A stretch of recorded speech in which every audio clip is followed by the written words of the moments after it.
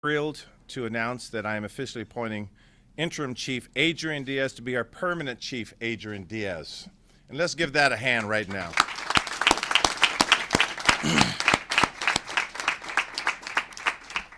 I had a great conversation with Kevin Hall from Tucson and Eric Greening from the department. And I will tell you that the search committee, who I'll acknowledge in a little better detail shortly, they did their job. They did their job very well. That they presented, in my estimation, 3 candidates who could lead a department. Made my job hard. The process was the right process, not just charter governed, but I think we went above and beyond what the charter requires. I'll talk a little bit about that. And then I'll talk about why I made the selection that I did over the weekend. As many of you know, because you are following this was clearly a robust and community-driven process. The 14 very engaged and involved community members and stakeholders that are with us now, they have different ideas on what a great police department should look like or what a leader should look like. Some may say, I want 7-minute response times. I want the level of investigations done thoroughly and quickly. Some may say that I want police accountability unlike it, I've never seen it. We want to make sure that a racialized approach, an unreasonable force is a thing of the past. And we have to acknowledge that it occurs, and we do not want it here in Seattle or anywhere else in this country. There could be some that says that they want to emphasize culturally competent officers. They want the complete morale changed, or someone may say, I want all of that, all in one, but they have priorities. I am very proud to say that I heard that there were some robust discussions amongst this group, looking at the candidates that they had. We talked to community members over and over, a few statistics. In addition to conversations with the youth and communities of color and the immigrant community, faith leaders, small business leaders, we offered a community survey in 7 languages that was filled out by more than 1,300 residents. It's 15 applications. That was actually more than we had in our 2018 search. That was before George Floyd, before the pandemic, at a time where perhaps the political atmosphere might have been more conducive toward what we saw in Seattle. The committee did what they were supposed to do. They interviewed several people. They advanced 5 to the public safety experts, where those assessors administered a charter required oral and written competitive examination, unanimously sending me 3 highly qualified applicants. That was their job, and they did it well. I can say to all of you listening to my words right now that not one of these members thwarted the process, circumvented the process, and said, I want this person. You got 5, you got 3, this is who I like. Not one of them gave me that information. Now, I don't know what they did with their friends or what they did on their blogs. I don't read that stuff, but I'll tell you, it never got to me. So when I interviewed the 3, they were robust interviews, and like I said, all 3 extremely capable. When I talk about One Seattle, I talk about having this kind of conversation where you can agree, you can disagree, but you lead also with listening and understanding the other perspective. That's how we're going to build a great city. That's how this chief and I are going to build a great department together. So let me thank a few folks. Our officers. Our police officers spent the last several years serving our community despite exceptionally challenging circumstances. You name the circumstance of difficulty, and they did that. We are committed to supporting and retaining them, and quite candidly, Chief Diaz is the right one for that job. Our community partners, all the way from our neighborhood voices, King County Equity Now, the Seattle NAACP. I see Carrie Riley Payne in back of me somewhere. Where's she? Yeah, she doesn't like standing in back of me very much, so usually I'm in back of her. The Village of Hope, the Duwamish Valley Youth Corps, and again, our search committee. Thank you for sitting in hours of meetings and interviews. I mean, I know that was there were some grueling sessions when you could have been spending time with your families and partners, but you put in the work. Our HR and recruitment team, Aisha Foster, the team lead, Pam Inch, the driver of the process, Ernest Stevens, Melissa Reed, Gary Peterson is the recruiter, and people from our mayor's office. I'll just shout at them by first name. Andrew, Pedro, Nina, Ben, Callie, everyone. It was a team effort. And so again, they did their work. The areas that we will focus on together: crime and gun violence. I don't have to say much more than that. We know what's happening in this country and in major cities. We know what's happening here. Accountability. Diversified responses, alternatives to police. Our culture, the culture of our department, which reflects the culture of our city. In our neighborhoods, making sure everyone is safe. The chief and I recently, just the other day, we walked down the steps together, and we saw Brother Muhammad in the Somali community. He was tragically murdered last week. He's a father of 6, 48 years old. We don't know what motivated that. We know that someone had come in the car, shot him at point-blank range, and as we continue to investigate, that is a child's nightmare. That's a wife's nightmare. And we sat there and listened to one of his daughters cry with us. And when I talk about why did I choose Police Chief Diaz, well, they're all qualified. He's highly educated. He's well experienced, as are the other candidates. There are these intangibles. Sometimes you could just, it's what I call chemistry, and something you can't teach, you can't fake, but it's right here. I think Chief Diaz has that right here. A person that I've known since he was a sergeant, working in the community. A person who will make bold decisions, unpopular decisions, but the right thing to do. A person that I know, when he looked at this little Somali daughter's face, I know it hit him as hard as it hit me, that our job is to protect her father. And someone said, will you issue an apology? I will apologize for anything that we do when we fail. I'm not too proud to do that. Our city has to be known for its humility as well. So there are many intangibles about Chief Diaz. And then I would say his tenacity. I get up sort of early and go to bed sort of late at night to get this city on where it needs to be. I need that energy to match it, perhaps surpass it. I need to be able to stay in my lane and say this person is right where they need to be because they're a superstar in their lane. That's that wow factor. That's that intangible that I think we have in Chief Diaz. He doesn't have to walk in the room. It was sort of a funny thing that happened.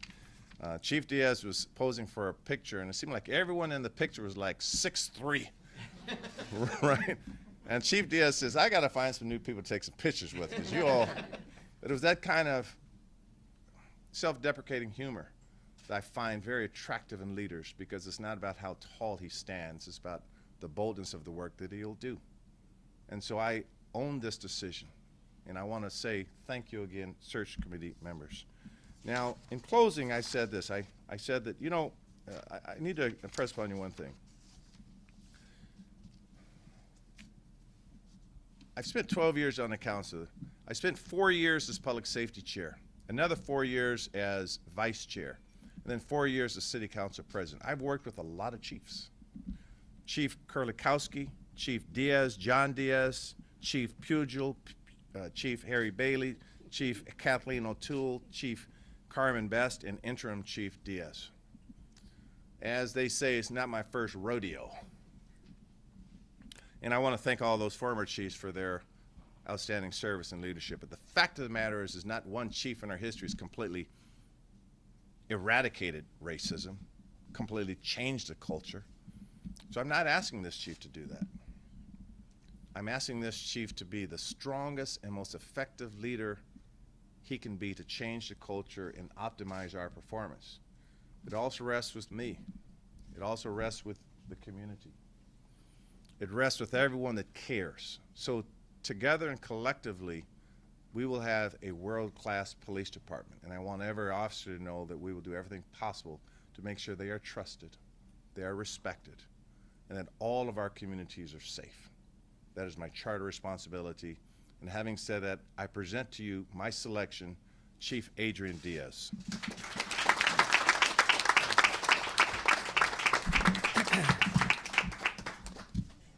Good afternoon, everyone. First, I want to express my deep gratitude to Mayor Harrell for entrusting me to continue to lead the Seattle Police Department as we work collectively as a city to recover from public health and public safety challenges for the last 2 years. Mayor, since taking office, you and your team have challenged us to be agile, creative amidst staffing issues, to ensure that we explore alternative public safety services, that we continue to rebuild the capacity of this department to support a wider net of service. And that despite headwinds, we continue our unwavering commitment to the policies and practices that have brought us, the department, so close to closing out the federal consent decree. Thank you for the monitor being in the audience as well. Thank you for your partnership and for your trust.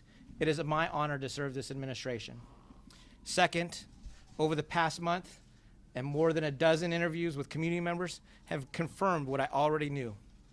It is my commitment to lead the Seattle Police Department is based in community. I'm committed to ensuring the community is at the forefront of all of SB's work and engagement. And I'm committed to ensuring the department restores safety citywide. I approach this work with optimism, mindful of the trust that was shattered by the events of 2020's following the murder of George Floyd, of the combined trauma of the community and our officers alike, and of the long path of reconciliation ahead of us. Not just between SPD and the community, but also between the city, the department, and the men and women, sworn and civilian, who form the heart and soul of SPD. There's no question that the past 2 years have been difficult. Terrors in the social fabric so necessary to support a healthy society have ripped wide open as so many of the resources available pre-pandemic have been reduced. Staffing challenges amidst rising calls for service puts enormous strain on our officers, making it critical that we invest in resources to keep our officers healthy and safe. At the same time, violent crime is at a 25-year high and disproportionately felt in communities of color. Therefore, we cannot be passive. Our city requires action on crime, on gun violence, on perceived and real issues of safety. We can pour through all the statistics in the city and have the necessary nuanced conversations, but at the end of the day, we know Seattleites are demanding a safer city they deserve. We cannot stop evolving. The Seattle Police Department must always strive towards continuous improvement. And as we work towards the final phase of the consent decree, we must remain focused on providing quality police services and ongoing reform. That work will not stop. Our commitment to accountability will not stop. We refuse to accept the status quo and want to build the most innovative department in the country, from technology to community partnerships, new ideas to real action. The police can't solve every problem. That's why I've championed the SPD co-responder unit with mental health professionals, community service officers, created partnerships with community-based organizations, and supported diversifying emergency responses. I look forward to being a partner at the table with Mayor Harrell as we define and implement a One Seattle approach. I want to thank the men and women of this department for their hard work over the past 2 years and into the future. Your dedication to our city is recognized. Our city is better due to your service. And daily I hear from community members across all sectors of this city praising the dedication and compassionate work of our officers. Public safety is built on a foundation of social trust. We are stronger and safer as a city when we work together. To those who offer their support, who challenge us, and who roll up their sleeves in partnership, you make us better, and I promise that we will continue to strive to be the department that you demand and that you deserve. No leader can do it alone. I'm supported by an incredible team of professionals, sworn and civilian, across all ranks and positions in our department. I embrace the future of this department because I know the character of this department. And I know the demonstrated commitment of the SPD members who have stood by our department in our toughest moments to ensure that we come back stronger, wiser, and rededicated to our mission. Let's get back to work. Questions?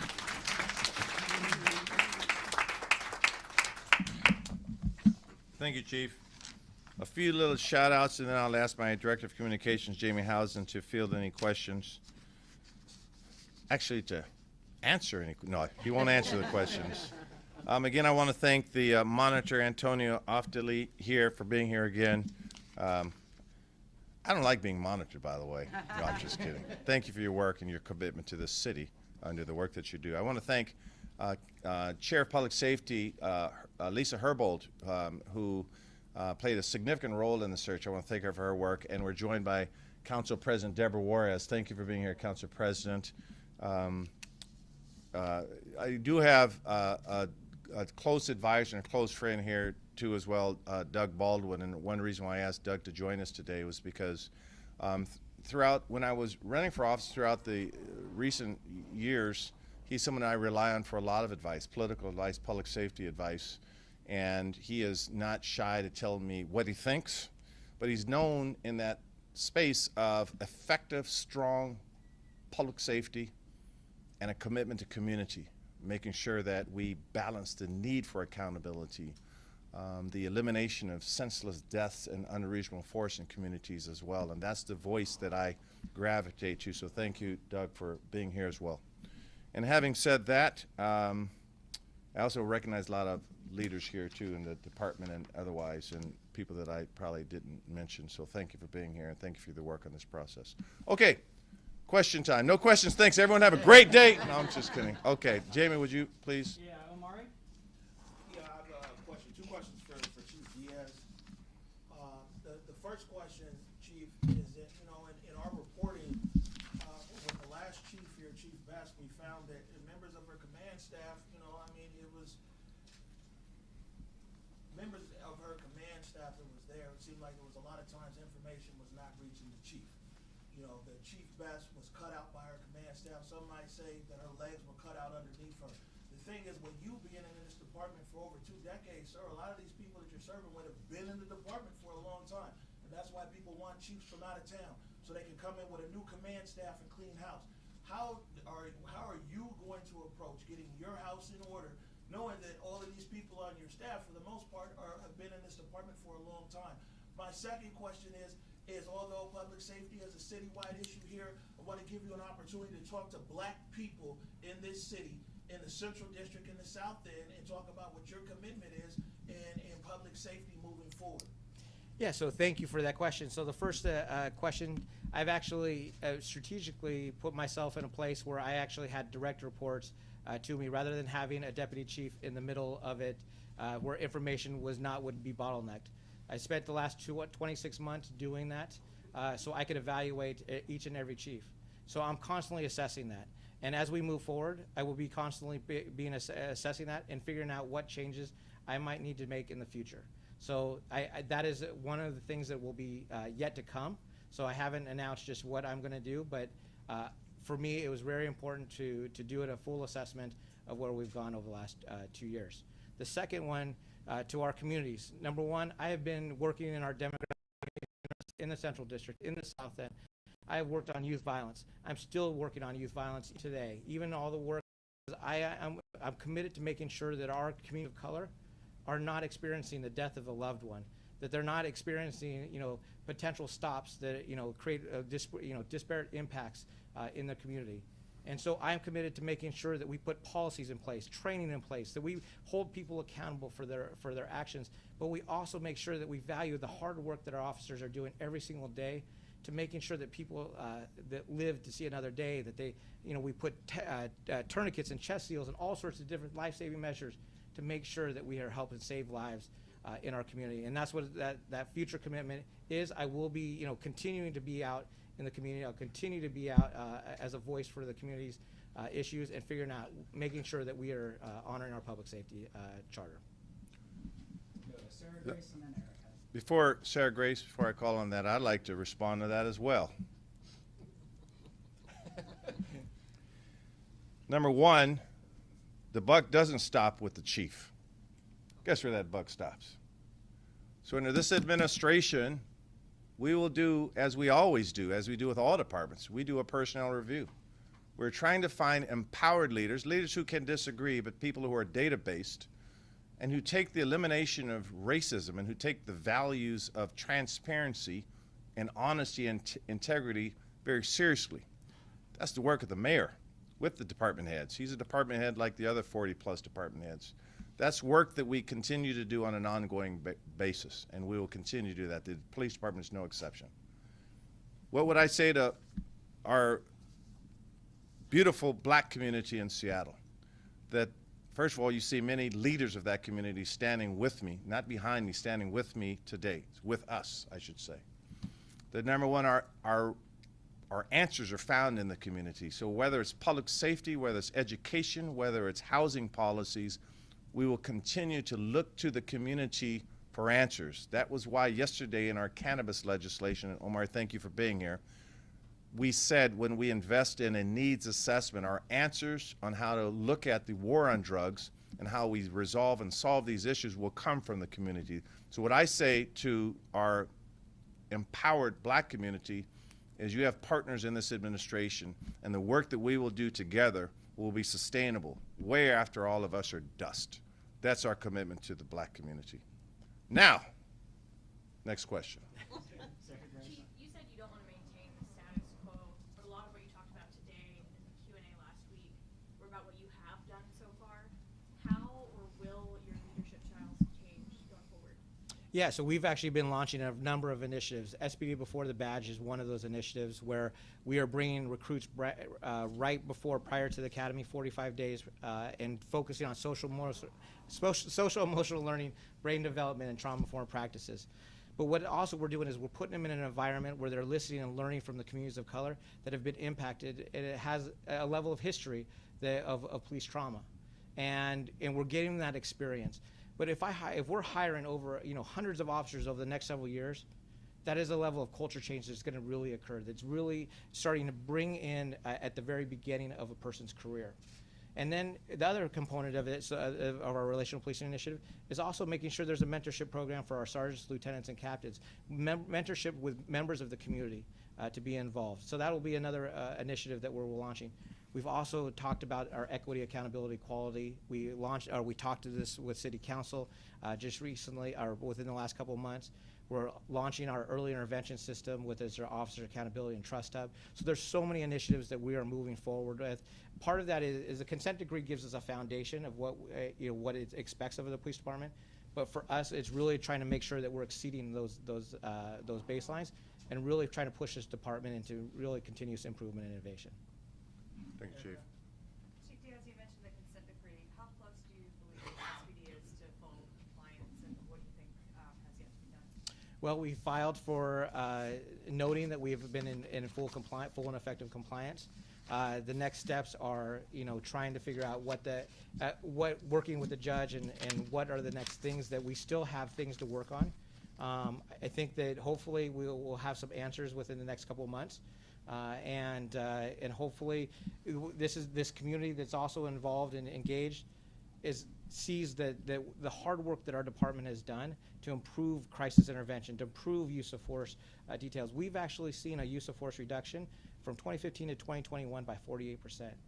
We've seen complaints down from 2015 to 2021. We're trying to make sure that we're charting on the right course, and so I think that'll be up for some of the decisions that a judge will make, that the monitor helps, with those discussions, the Department of Justice. So there'll be other partners in this process as well. And I'm going to ask Senior Deputy Mayor Harrell to maybe shed a little light that she might be able to do as well. She's running a point on this. Thank you for that. So I want to just briefly address the prior question too. One of the things that has made the chief an excellent candidate, and actually is one of the reasons that he was chosen, is that he did not wait to be appointed to chief in order to be able to make improvements to the department. So some of the things that he talked about, a lot of interim appointments might have waited and gone through a lame duck session in order to be able to say, we're going to make those improvements in order to get this department on its course. Chief came in as an interim chief, knowing that this was not a permanent job for him, came in to make change. We have not wasted the last 2 years because this chief has come in and said, what can we do to make the department better, even if this is only a temporary assignment for me? And so that was really important to know that he had that sort of leadership, even in that interim period, to move the department forward. In terms of the consent decree, that has been a day one activity, both in the administration and in our partnership with the chief. We know what we have to do to come into compliance. Yes, we have the compliance standards that we believe we've met. It's the sustainability that we are working towards and that really the judge will approve. We are bringing forth all of the improvements that we've made. We continue to make improvements. And at the end of the day, I know that the judge likely wants to see what we're doing in our next contract. So we are negotiating with our SPOG partners right now in good faith to ensure that we have the accountability measures locked in place so that when we go to say we are in full compliance and we have sustained our sustainability period, that we can do that full-throated, chest out, and know that we've done all of that work and that that floor has been met, but we are looking at a higher ceiling. So it is really important for us at this time period to make sure we have a strong contract. We know we have partners across the table that also want a strong contract, but to make sure that within that contract, the right accountability measures are in place to ensure that this is the police department of the future and that as the country watches what Seattle is doing, that they have a good blueprint for the rest of the country as well. So thank you very much. Thank you, Senior Deputy Mayor. This is for the mayor. Mayor Harrell, was this whole selection process an effective use of tax dollars and the time of these folks? And then also, should the requirements be changed? First question, it was an extremely effective and efficient use of dollars. Number one, we needed to hear from all communities. We wanted to not guess or assume or presume what communities wanted. We wanted to make sure we heard everything. And you have to bring in experts to do that kind of very thorough process. Quite frankly, we didn't know what we were going to hear.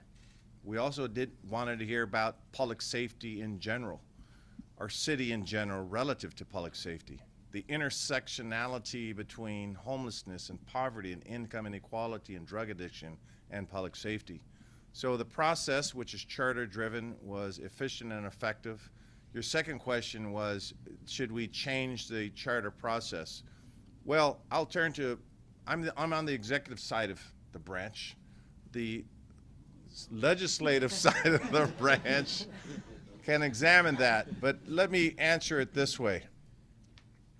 If things aren't broken, I don't spend a lot of time trying to fix things.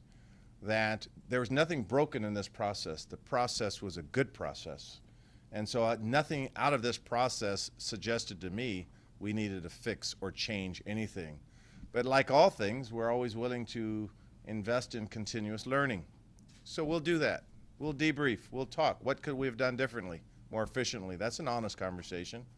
But at least from my vantage point, there was nothing, no fixes that I saw glaringly apparent. But again, as I debrief these fine leaders around me, we'll have that discussion. Natalie? Question for you, Chief Diaz. Just talk about when Carmen Best resigned, she said that she felt destined to fail because of the budget cuts and the public backlash. Now you've been in the role for 2 years. Just talk about where morale stands today, and realistically, what are you thinking about recruitment, retaining, like how you're probably going to see those numbers change? Yeah, so the first and foremost, we were in rock bottom. We were in riots, almost daily when I took over. We were, having to readjust our resources really at the point where there were sometimes a couple of nights where we had to pull everybody from patrol not from handling 911 calls to handling a riot situation. And that was just unacceptable, and we really had to revamp and change the way we deployed our resources. So today, where officers are going out and handling 911 calls, that they're going out and trying to figure out how to problem solve the challenges that we face in this city. So I could already see morale starting to increase. It is also very difficult when they lose their friends that have gone on to other agencies or left the profession, from the department, or from just the profession in general. But I think we're actually at a much better place with morale than we were 2 years ago, and we continue to increase it. Now that we're also just launched the recruiting and hiring plan, the mayor is championing that and has really helped putting incentives in place that is that's another aspect, to try and really get numbers up. We've, working with the city council, they put it on for 3 years to help us really be able to do this, not just for 1 year and say it's done. No, for a 3-year process. Right? No. Okay. for a 3-year process for us to be able to build it over time. And so it's going to take us time. We really need to get back to the basics of really trying to show how much this department is really about service and helping others. And so I think that will eventually help get people more and more into this profession. The last piece, we got to be able to retain our people. And the mayor said it, we got to be able to value and respect those that are doing the work right now, those that have stayed with us for the long term. And so that is the last piece that's so important, because they're out on the street right now doing the hard work right now. So I'm going to ask City Council President Deborah Juarez, would you just mind shine this thing for us? You're in law school, you know, in law school you call on people. I Remember know. that? Well, I got a thin resume, so. I just want to say this is part of the team. It was a lot of time and a lot of hours, but I will say this, in the 7 years that I've had this job and all the search committees I have been on, it was probably one of the most honest, raw, emotional meetings that we had, because we had to talk about not only the consent decree, we had to talk about the last 2 years, the elephant in the room, defund the police. We had to talk about the spike in crime. We had to talk about the length of 911 calls. We had to talk about the homeless issues and the intersectionality there. But I think the thing I was most impressed with and made me proud is that I felt, and I don't always feel this way, I was finally in a safe room where people could say what they really feel and believe because they love this city without being called a name, without getting a death threat, without people coming to their homes. You can say, I don't want, and I'm concerned about homeless people. That doesn't mean that you want to criminalize the homeless. You can say, I am not happy with the police, and that doesn't mean that you hate the police. But what I finally found in my heart, and I want to thank the mayor for this, because I did not want to be on this search thing. I actually said no twice. And then he had Tim call me and then a bunch of other people. But I said, I will be on it if Gabe Galanda's on it with me and Esther Lucero from the Salient Health Board. Because whatever you think about those two, one thing I know about them, because they were like me, raised in Indian country, is we wanted to do it in a good way and be honest and call out our flaws and be honest about it and not point fingers. We did not want this to turn into performative gestures, politicizing it, virtue signaling, all that bullshit. No. We are going to talk about our city is hurting. It needs to be healed. Great candidates. I'm telling you, it was really hard. Great candidates on paper, great candidates in interviews. But what I found to me that spoke to me, because I know Chief Diaz, I've known him for many years, is I think what we found in him, and actually a couple other candidates as well, when we came down to the three, is there's organic feel and love for this city. I want to do right by this city, not just the North End, not just the South End, not just, Cap Hill, everybody. And I like it that I had the opportunity, like with Chief Best, meet with him every week, like I did with Chief Best. And we had those difficult discussions about what was going on. Not political. What do we got to do to make it right? So the mayor asked me to just speak, and I don't have any notes. Usually I'm a nerd and I have a speech, but I just teed it up, and Omari's looking at me like I'm not answering the question, but I just wanted to say that because I wanted to be honest. And some. And then some. I'm going to let it go at that. I have to, that was exactly the way we rehearsed it, by the way. So thank you for staying on script. Jamie. We have time for a couple more questions. I want to make sure if people haven't asked questions yet. I saw Amy had her hand up earlier. Yeah, I just would like to follow on Natalie's question. When you've mentioned a couple times that you are able to recruit 50% of the new recruits this year, and you said are people of color. Yes. That seems like a really different result from in the past. So can you be specific about what you're doing to recruit those candidates? You know, we have been, trying to find them everywhere. We've actually been online. Because of COVID, you have certain restrictions when it comes to recruiting. And so we've actually been going everywhere. We've actually put our systems online. So you can actually take our testing, national testing network, actually do the test online. We're trying to find ways that we can really, reach out to communities of color. But we are, now that we're launching this new process with our recruiting and hiring, we're going to be able to hire and staff with more people and more people to do outreach and do more connections in the community and outside the community into, I want to be in the HBCUs. I want to be in other areas where people have traditionally not thought about policing as a career. Because if I look at our department, we've got engineers, we've got people with JDs, we've got people with PhDs, we've got people with all sorts of different degrees, not just a criminal justice degree.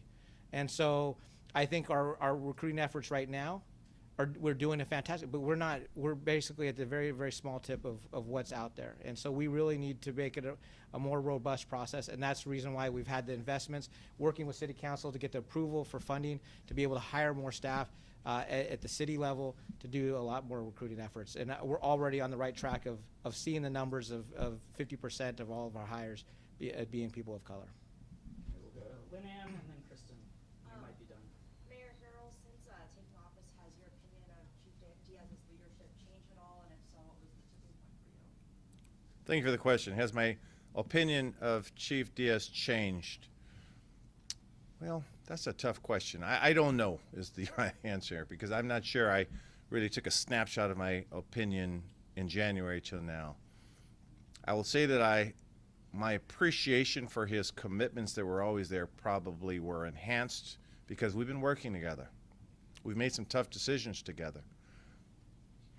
He's heard what is known as the Herald wrath when I am known sometimes for my impatience, and he's dealt with it well. He's also,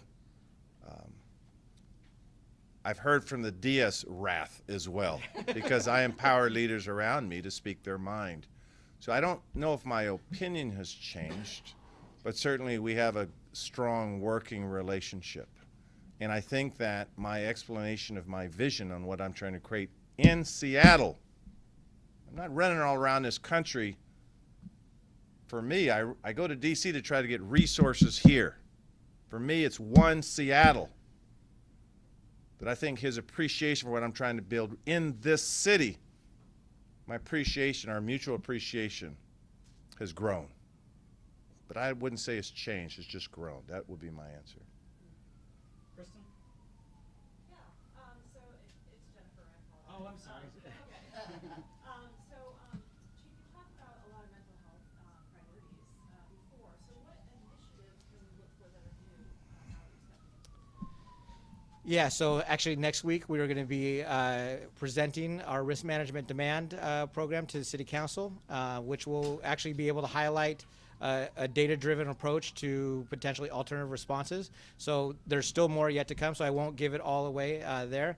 But we are also, we've expanded our community service officers over the last couple of years.